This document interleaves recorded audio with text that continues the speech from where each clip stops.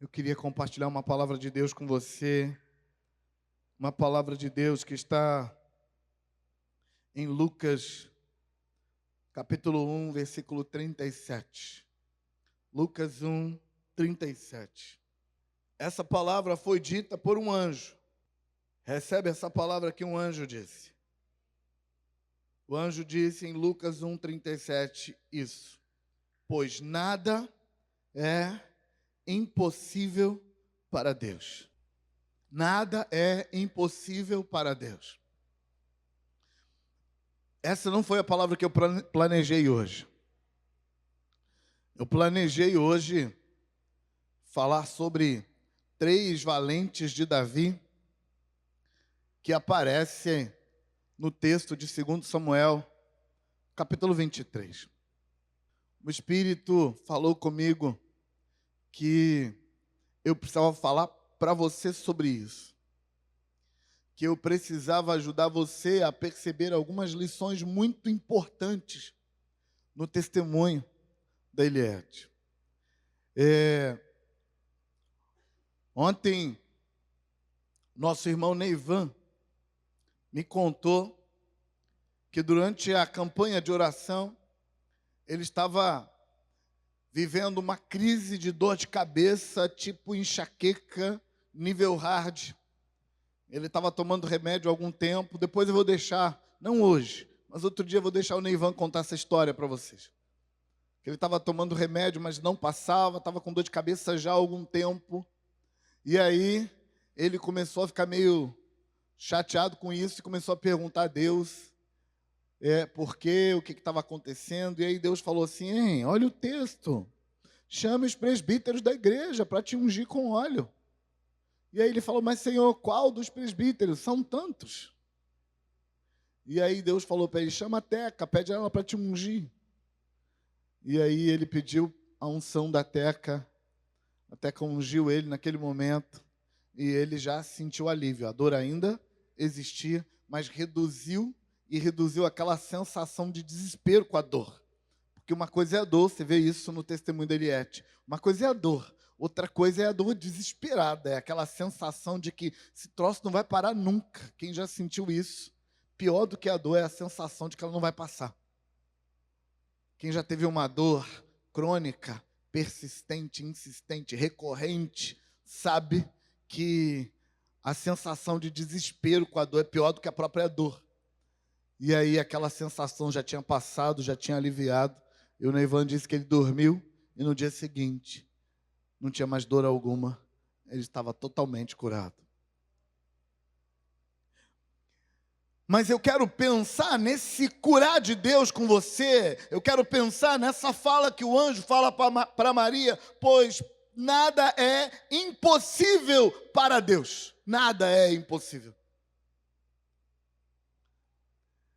Eu quero pensar nisso com você, porque eu quero pensar com você o quanto que nossas posturas emocionais afetam, o quanto que nossas posturas emocionais interferem na nossa relação com o divino, que faz esse impossível. E o quanto que esse impossível de Deus precisa ser entendido no contexto de Deus e não no meu contexto. A Eliette tinha um problema no olho e a estética incomodava. Mas então ela resolveu ignorar a estética e ficar com problema. Sabe, algumas vezes a gente limita o impossível de Deus dizendo assim: isso aqui precisa de uma solução. Precisa. Mas, não atrapalha tanto. Dá para viver com isso. E você pode viver com isso muito tempo.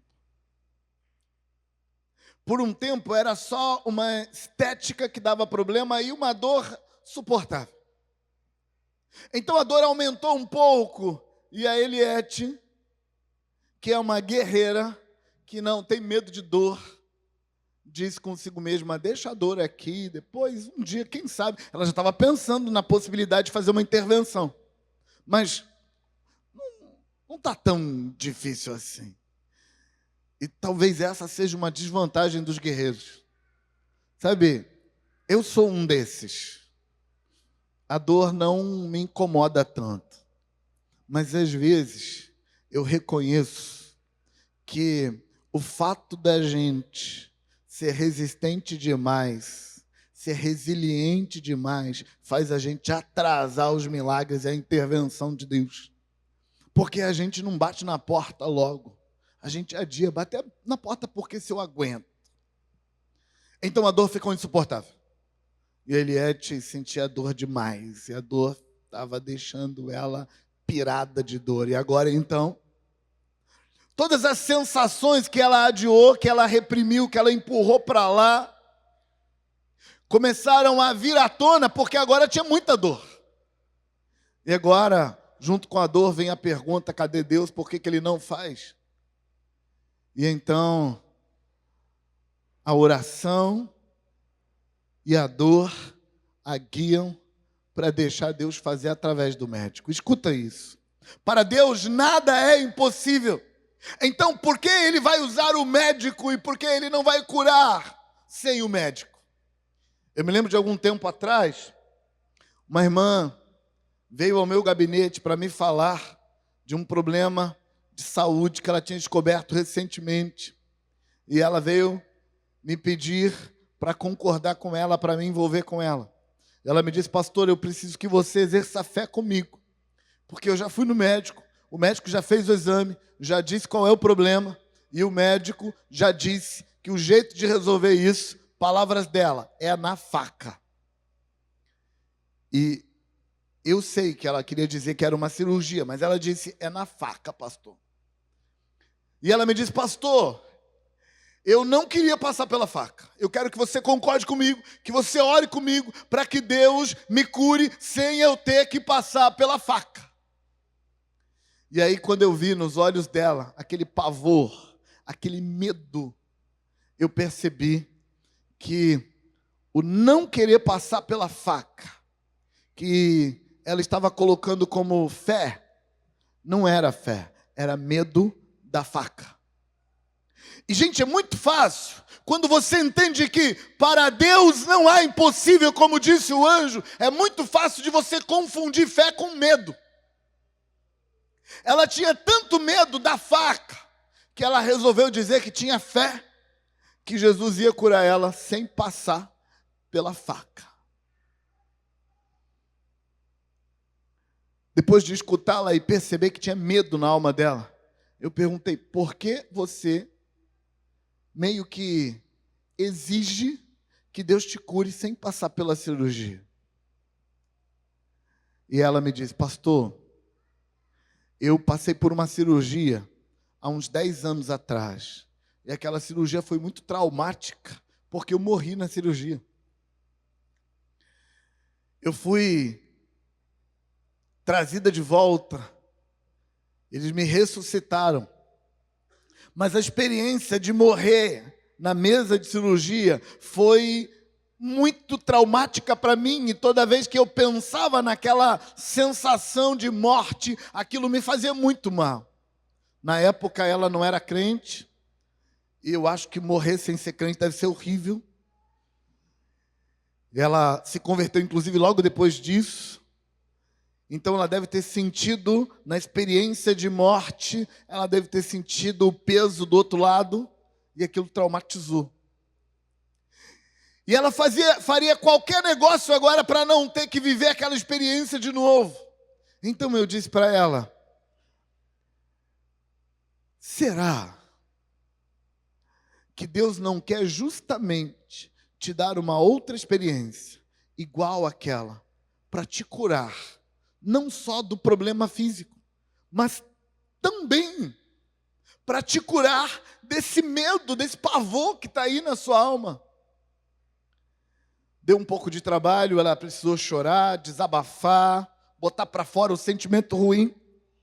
Mas depois de algum tempo ela concordou comigo e nós fizemos a oração: Senhor, o Senhor é poderoso para curar sem usar o médico. O Senhor é poderoso para curar sem passar pela cirurgia. O Senhor é poderoso para curar usando só o remédio.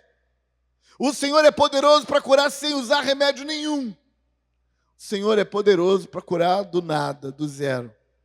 Mas faça a sua vontade.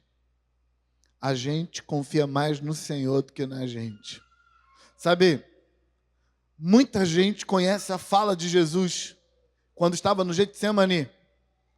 No Getsemani judaico, aquele jardim ali no Monte das Oliveiras, quando Jesus estava ali, muita gente conhece a oração que Jesus fez dizendo: Pai, eu quero que o Senhor passe de mim esse cálice. Mas, Senhor, não faz a minha vontade, não, faz a sua. O que o Senhor quiser, eu topo.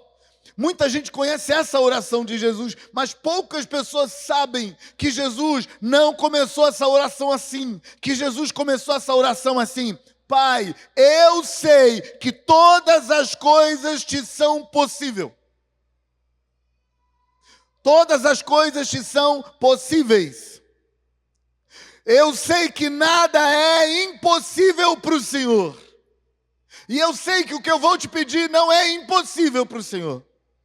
Então, passa de mim esse cálice. Mas se isso não for o que o Senhor quiser, faz sua vontade. Quando Jesus diz: Pai, tem a minha vontade, tem a sua vontade, eu quero a sua, porque eu abro mão da minha. Quando Jesus disse isso, ele introduziu a oração dele dizendo: eu sei que o Senhor pode fazer qualquer coisa, mas esse pode fazer qualquer coisa de Deus está entranhado, entrelaçado com as nossas dificuldades, com as nossas confusões, com as nossas picuinhas, com as nossas obsessões, com o nosso medo que a gente transforma em fé, que a gente finge que é fé. E aquela irmã decidiu entrar comigo na história. Ela decidiu aceitar, deixar Deus fazer do jeito que Ele quisesse. Senhor, se o Senhor quiser usar a faca, nós usamos essa palavra na oração daquele dia. Se o Senhor quiser usar a faca, o Senhor pode usar a faca. Faz do jeito que o Senhor quiser. Oramos, ela chorou, mas finalmente se rendeu e entregou. Eu sabia, quando ela saiu do gabinete naquele dia, que ia ser na faca. Por que eu sabia? Porque eu sabia que ela precisava encarar aquilo. Todas as coisas são possíveis para Deus. E entender isso devia gerar segurança na gente, para confiar nele e nos entregar, para deixar ele fazer do jeito dele. Aquela irmã foi para a cirurgia, fez a cirurgia, foi um sucesso. A anestesia foi perfeita, era um dos medos dela, de entrar na anestesia e não voltar depois. A anestesia foi perfeita. E uma semana depois, ela testemunhou para mim dizendo: a minha médica disse que a minha recuperação está fora do comum. Eu estou recuperando muito rápido. Foi um milagre. Todas as coisas são possíveis para Deus. Ou, como o anjo diz, pois nada é impossível para Deus. Sabe, quando eu estou chamando sua atenção para o testemunho da Eliette, para o testemunho do Neivan, eu estou chamando a sua atenção para te dizer que Deus não tem limite, mas sua postura pode limitá-lo. Quando a dor foi grande demais para Eliette lidar, então ela resolveu ir em busca da solução. Porque Deus não curou sem médico. Não é da sua conta. Porque Deus não fez desse jeito, não é da sua conta. Sabe o que é da sua conta? É da sua conta entender, nada é impossível para Ele. Por isso eu confio e me entrego. Ele vai fazer do jeito que Ele quiser. Quando as coisas finalmente andaram, quando tudo começou a funcionar, então uma coisa veio à tona. No fundo, havia no coração da Eliette um medo de tirar o órgão, o globo ocular. E por que isso ficou muito claro? Porque no momento em que não tinha cirurgia ainda, em que estava tudo enrolado, de que a pandemia estava atrapalhando, de que a burocracia no meio médico estava sendo um problema, enquanto estava tudo dando errado, ela estava animada, vamos embora. Quando marcou a cirurgia, aí o medo tomou conta, o medo veio à tona, porque agora vai acontecer, vai tirar meu órgão. O medo pode bloquear a fé, pode impedir que você dê passos seguros.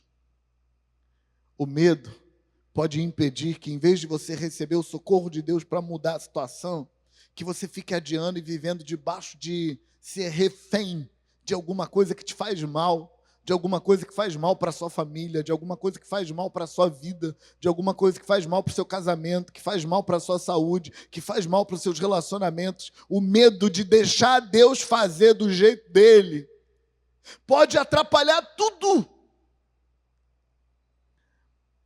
Quando a Eliette resolveu encarar o medo e cair para dentro, dizendo: eu não sei o que será, mas eu não tenho outra opção. Então seja o que Deus quiser. Cai para dentro. Quando a Eliette me avisou que a dor passou e que ela estava com a sensação de: eu não me reconheço sem aquela dor.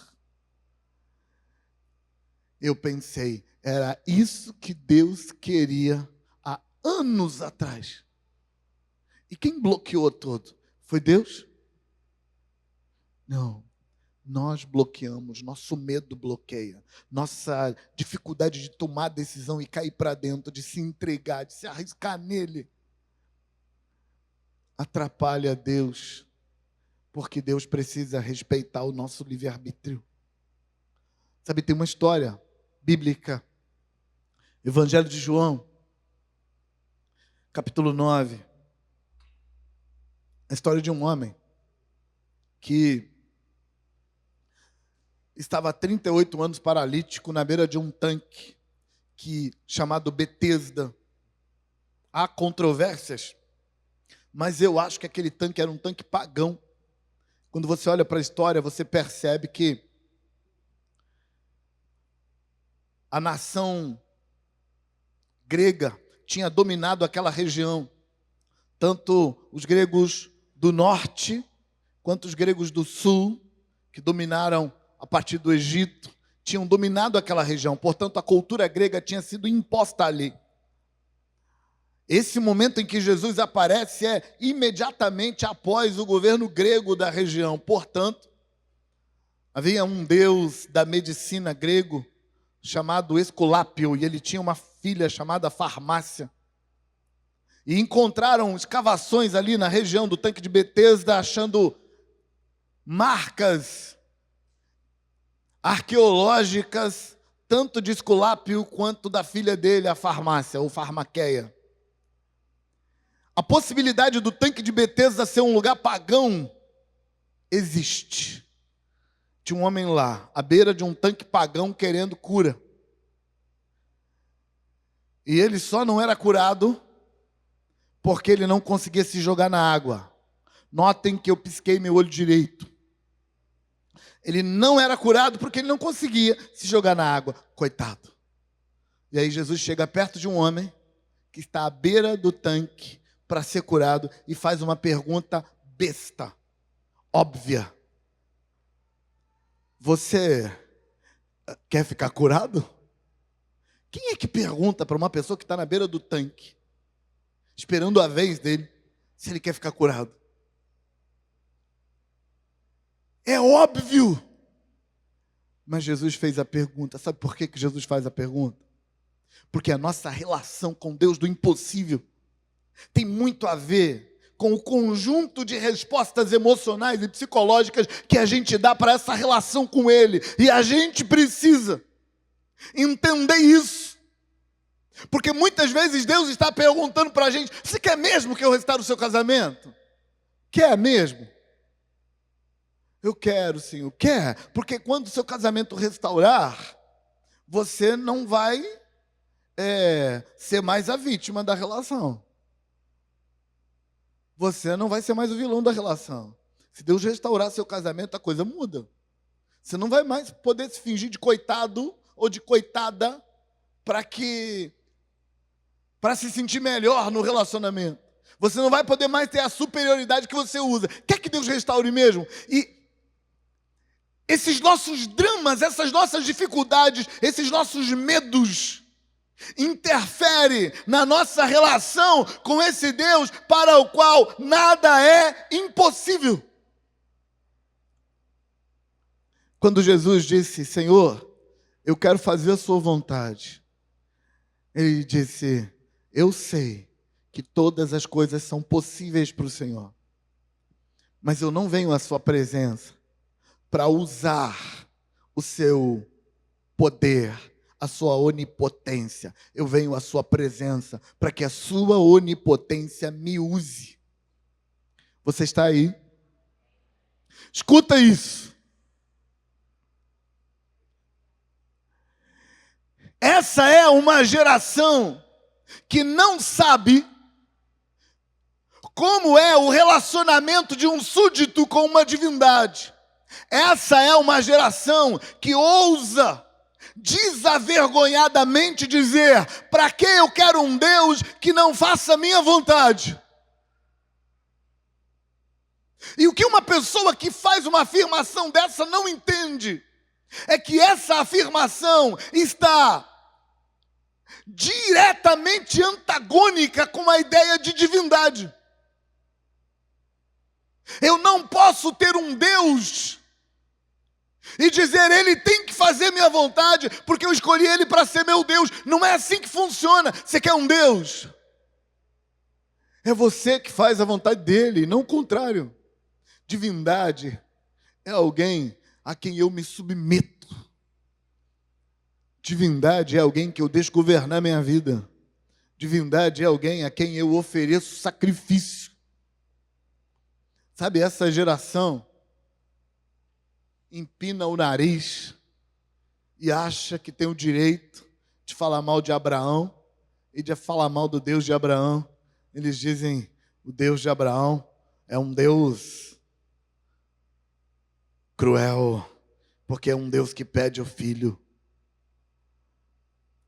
Escuta, quando você chama alguém, um ser desse nível de divindade, você está automaticamente dizendo, ele é muito, muito, muito, muito, muito, muito maior do que eu, e eu não discuto com ele.